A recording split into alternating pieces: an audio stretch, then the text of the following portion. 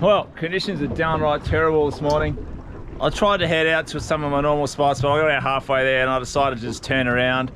There's a really strong southerly blow on, there's a bit of swell. I was taking bloody spray up over the top. It just wasn't worth the effort. I can tell halfway out there that it wasn't going to be very nice when I got there, so I've just tucked myself in on the beach.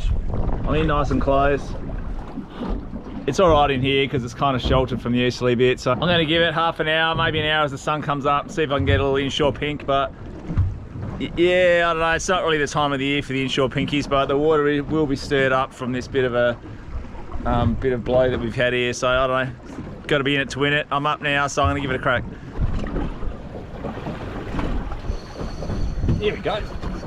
Oh, dropped him. Oh, that was Mr. Snapper for sure. All right, quick, get another bait out, Scotty.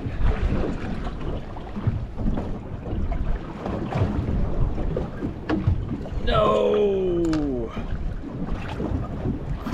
Oh.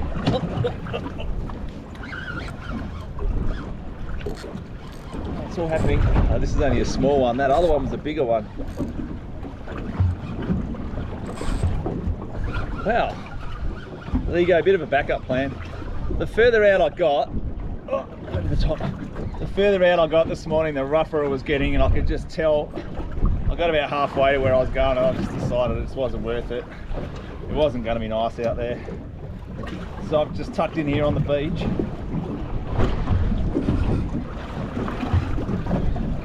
It's only a small one, you'll struggle to go sideways.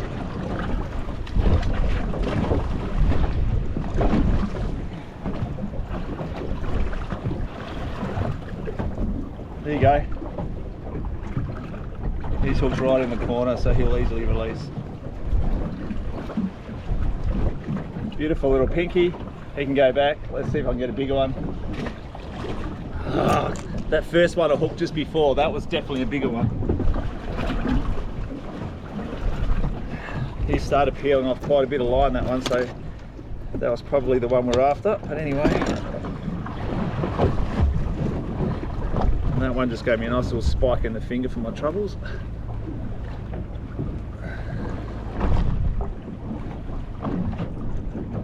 Fair's fair, I gave him a spike in the mouth.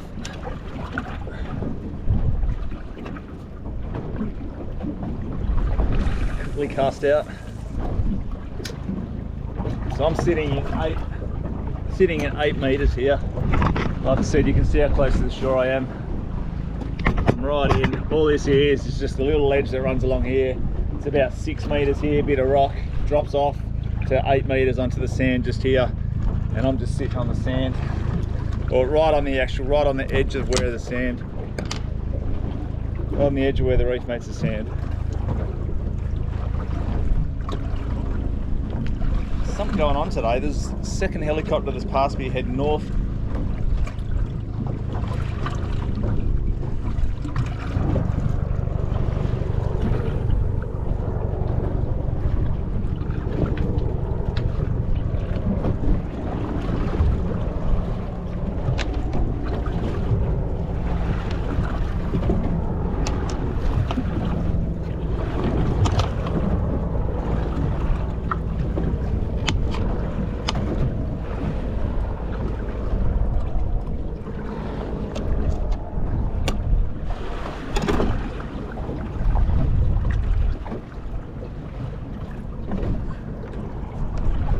Full moon this morning too. I reckon I've got probably about another 20 minutes before that sun breaks the horizon, so if it doesn't happen between now and then, this whole inshore thing shuts down pretty much as the sun comes up. I don't know, it's just my theory, but I feel like the big snapper they come in to feed on the beach under the cover of darkness, so under the cover of darkness they move in on the beaches and feed on your whiting and your herring and so forth. Sandworms, I don't know, there's a myriad of stuff that they could feed on. Sand crabs, you know those ghost crabs you see on the beach, you always see their holes on the beach. I reckon they come in at night and they feed on all of that sort of stuff. And then as the sun starts to come up, they start making their way out and heading back out to deeper water where they're safe. They don't want to stay in the shallows during the day because they're too exposed in there, so they'll head back out as the sun starts coming up. So basically all we're doing here is just catching them on their way back out as they're heading back out to sea. That's my theory anyway. Yeah, the helicopter stopped just up the coast a little bit there, right where I saw the flashing lights before. Interesting. Well, at least I caught a fish. I thought this was going to be a waste of a morning, to be honest. I really wanted to go out. I was punching it, I was sticking with it. It was rough and I was banging it up and down and water was coming over the top, and I was like, yeah, no, I'm going, I'm stubborn, I'm going to get out there. And then about halfway out I said, you're an idiot, what are you doing? Come in here. It's not even really that nice in here, but it's way nicer than it was further out. At least I've got a bit of shelter from the coast. The easterlies, a bit of shelter here. Just typical summer patterns. Southeasterlies that whip. Sit back, enjoy my coffee.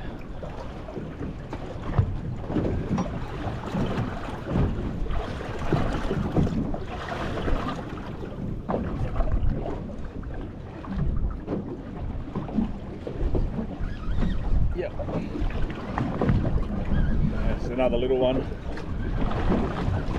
Well, looks like that helicopter's about to land on the beach. That's different. Yeah, this one's even smaller than the first one.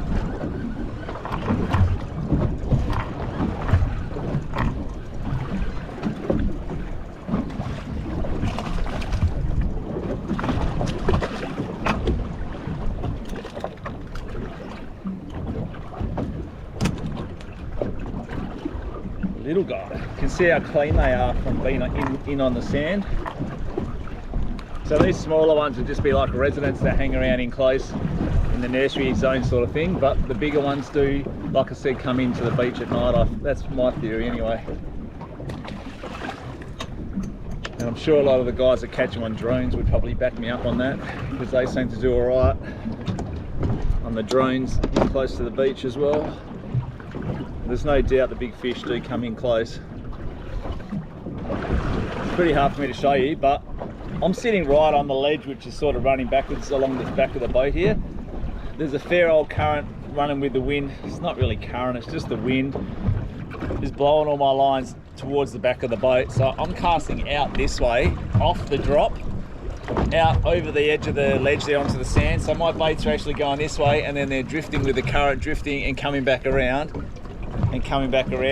onto the ledge here. So they're covering this whole zone of water. I'm not just casting them straight out the back, I'm actually casting them out here so that the current gets them and they drift and they cover that whole zone before they get here. And when they get here, they're getting close to the right on the ledge. When I see them get in there, I pull them back up, cast them back out, and just let them cover that zone again. So my baits are always sort of traveling. They're unweighted, so they're not sinking to the bottom and sitting there. They're actually just wafting down slowly, but traveling that whole zone and taking in quite a big area before they get to the bottom, which is just over here on the bottom of the ledge. I don't want them to get to there, because that's where all the wrasse and all your little pickers are going to be, and they're just going to smash your baits the minute they see it. I want them out here on the sand, out in the open, just wafting around, but close to the ledge. Not on the ledge, but close to it. Again, if you go on it, you're just going to get your pickers and it's going to eat everything. You just want them out the back in the open zone. Your predators are going to be cruising that open zone, and all your small fish are going to stay in on the ledge because they don't want to get eaten by the predators. So you just want your baits out in the open where your predators can see them, and hopefully that's where they will get eaten.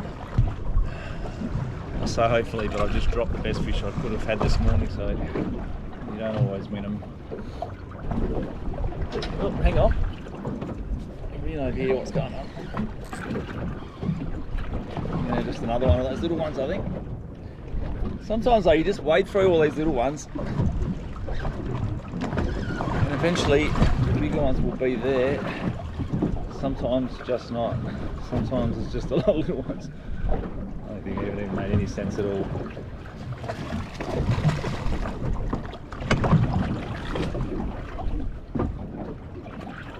Another one, beautiful clean fish, straight off the sand.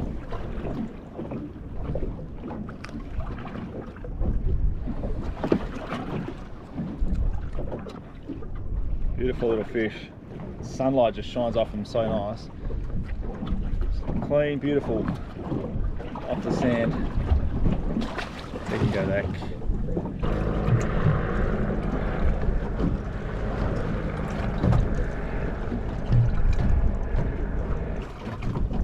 You're big, you're big. You're big. Oh, come on.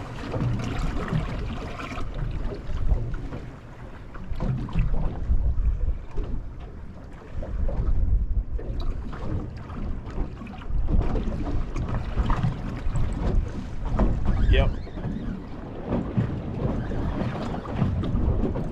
Oh, this feels different. I don't know if this is a snapper. Oh!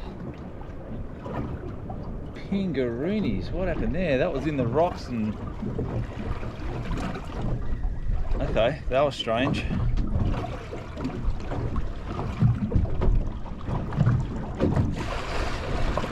Oh, that bit me off, that's rough. I think that was a shark. That's all roughed up. Yeah, I don't know if you can see that leader there. I think that was a shark. It's all roughed up. Oh! Alright, I'll show you what I was sitting on. I'm just standing around here. You can see here, 5-6 meters. Speed it up a little bit. This is some real heavy bottom. This is real heavy kelp. That real heavy brown sort of kelp. And there you go, see, it drops out. It's real heavy bottom here. And then you'll see as I get over here, it drops out, tapers down to 9 meters. Down to 9 meters here. All this rough stuff starts to thin out. See how the line's really thick? That's red hard bottom, and then it thins out here onto the sand.